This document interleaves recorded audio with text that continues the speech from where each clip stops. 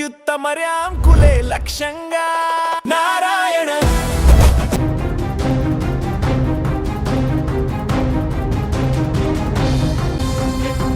హైదరాబాద్లో 7 అంతస్తుల భవనం కుప్పకూలిపోయినటువంటి ఘటనలో ఇప్పుడు అక్కడ 2 మృతదేహాలు బయటకు రావడంతో ఇప్పుడు సంచలనంగా మారింది. ఇక రెస్క్యూ టీం ఇక్కడ ఇప్పటికే ఆ సహాయక చర్యలు కొనసాగిస్తున్న సందర్భంలో తాజాగా హుటాహుటిన ఈ యొక్క ఘటనా స్థలానికి చేరుకున్నారు ఎమ్మెల్యే అరకెప్పుడు గాంధీ.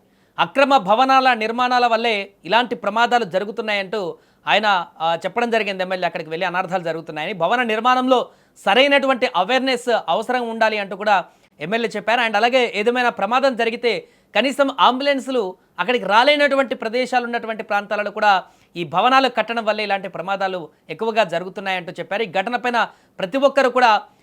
ప్రతి ఒక్కరికి కూడా బాధ్యత ఉందంటూ అరకెప్పుడు గాంధీ వివరించడం జరిగింది. వెంటనే ఈ యొక్క ప్రమాదం తాలూకు ఘటన వివరాలు తెలుసుకున్న వెంటనే ఎమ్మెల్యే అక్కడికి వెళ్ళారు. ఈరోజు కొన్ని గంటల క్రితమే జరిగినటువంటి ప్రమాదం ఇది. ఒక్కసారిగా ఆ ప్రాంత వాసులందరూ కూడా ఉలిక్కిపడ్డారు. 7 అంతస్తుల భవనం, అది 50 గజాల్లో నిర్మించినటువంటి ఈ యొక్క భవనం ఒక్కసారిగా కుప్పకూలిందని తెలిసిన వెంటనే పోలీసులతో పాటు రెస్క్యూ టీమ్స్ అన్నీ కూడా అక్కడికి చేరుకున్న వెంటనే హుటాహుటిన స్థానిక అక్కడ ఉన్నటువంటి ఎమ్మెల్యే కూడా అక్కడికి చేరుకొని పరిశీలించారు. మొత్తం భవనంలో అక్కడ ఎలా కూలింది, ఏ రకంగా దాన్ని నిర్మించారు, ఎలాంటి ప్రాంతంలో అది కన్స్ట్రక్షన్ జరుగుతుంది, దానికి ఎలాంటి నిబంధనలు వర్తించాయి, వీటి వివరాలన్నీ కూడా తెలుసుకున్నారు అక్కడ ఉన్నటువంటి స్థానికులను కానీ మిగతా వాళ్ళని అడిగి. ఆ తర్వాతే ఎమ్మెల్యే కూడా చాలా క్లియర్గా చెప్పడం జరిగింది. భవనాలు కట్టేటప్పుడు ఇలాంటి జాగ్రత్తలు తీసుకోకుండా, అవేర్నెస్ లేకుండా ఇలా నిర్మించడం వల్లనే పూర్తిగా బాధ్యత రాహిత్యంగా ఇక్కడ ఉన్నట్టుగానే వివరించారు. దీంతో ఈ ఘటన ఇప్పుడు ఒకసారిగా సంచలనం మారింది రాష్ట్ర వ్యాప్తంగా. ఎందుకంటే ఇలాంటి అది కూడా హైదరాబాద్ నడిబొడ్డులో చాలా పీక్ పాయింట్లో ఇలాంటి ప్రమాదం జరగడం అనేది, అది కూడా చుట్టుపక్కల అన్ని హాస్టల్స్, రెసిడెన్షియల్ భవనస్లు, చాలా భవనాలు ఉండేటువంటి ఆ ప్రాంతంలో, ఆ ఇరుకైనటువంటి ప్రాంతంలో ఈ భవనం ఒక్కసారిగా కూలిపోయినటువంటి ఘటన అందరినీ కూడా ప్రశ్నించేటువంటి పరిస్థితికి వెళ్ళింది. ఇప్పుడు రెస్క్యూ ఆపరేషన్ చేస్తున్న కొద్దీ, ఆ శిథిలాలు తీరుస్తున్న కొద్దీ మృతదేహాలు బయటకు వస్తుండడంతో ఇంకెవరైనా శిథిలాల కింద ఉన్నారనేటువంటి ఆందోళన కూడా వ్యక్తమవుతున్నటువంటి పరిస్థితి. ఒకసారి ఎమ్మెల్యే ఏం మాట్లాడారో విందాం. అధికారులు షార్టేజ్ ఉంటాం కొంత. ఈ మధ్య కాలంలోనే కార్పొరేషన్ బైఫర్కేషన్ అయ్యి సైబరాబాద్ కార్పొరేషన్గా ఏర్పడటం. ఇంతకుముందు శెర్లింగంపల్లి కంట్రోల్ కింద అంజయ్ నగర్ ఇవన్నీ కూడా ఉండేవి. ఇప్పుడు మాదాపూర్ డివిజన్ కిందకి రావటం,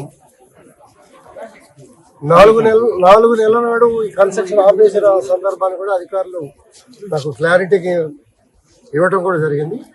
ఈ మధ్య మళ్ళీ ఎవరికి తెలియకుండా స్టార్ట్ చేశారు. పక్కన సెల్లార్ తీయటం మూలన ఈ సంఘటన జరిగింది అనేది చెప్తా ఉన్నారు. ఈ ఇల్లీగల్ కన్స్ట్రక్షన్స్ మూలన ఇవాళే కాదు, ప్రజలు కూడా అర్థం చేసుకోవాలా, అనేక అనర్థాలు నేను ఎన్నోసార్లు చెప్పి చూసా. గతంలో కూడా మనం మేము కలిసి కూడా ఒక బిల్డింగ్ కూలిపోయినప్పుడు వచ్చాం.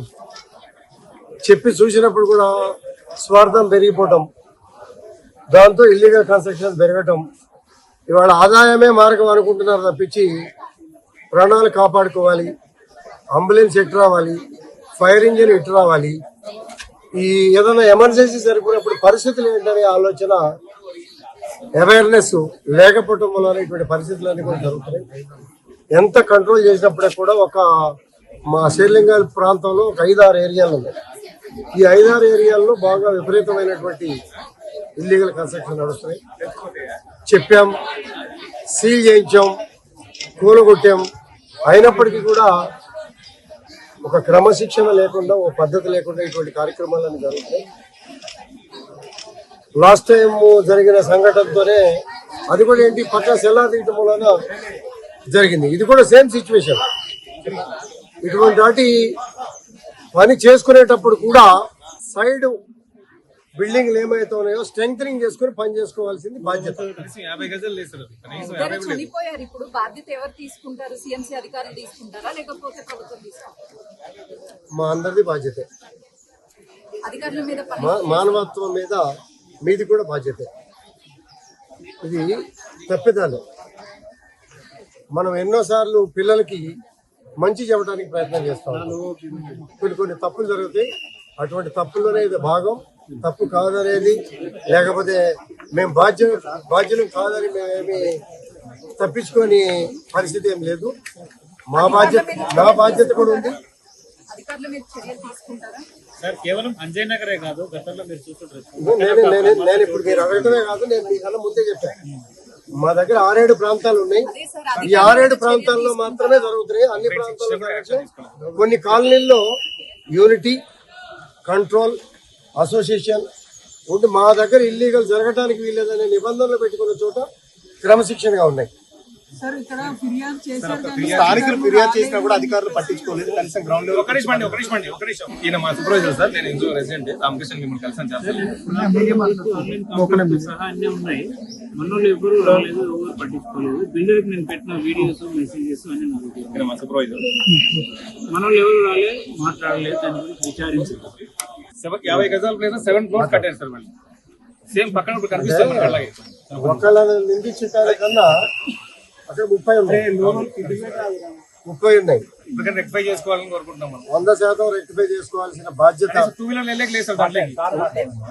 100% రెక్టిఫై చేసుకోవాల్సిన బాధ్యత ఉంది. 7 ఫ్లోర్లు కట్టినా 9 ఫ్లోర్లు కట్టినా ఆ ప్రెమిసెస్ లో పార్కింగ్ లేదు. రోడ్లు జామ్ చేయటం, ప్రాణాపాయంలో ఉన్నప్పుడు అంబులెన్స్ రాని దిక్కుమాలిన పరిస్థితి, వాళ్ళ పరిస్థితిని వాళ్ళనే ఇబ్బంది పెట్టే కార్యక్రమాలు చేసుకుంటున్నారు. కాబట్టి ఖచ్చితంగా కమిషనర్ గారు కూడా ఇప్పుడు 5 నిమిషాలు 10 నిమిషాల్లో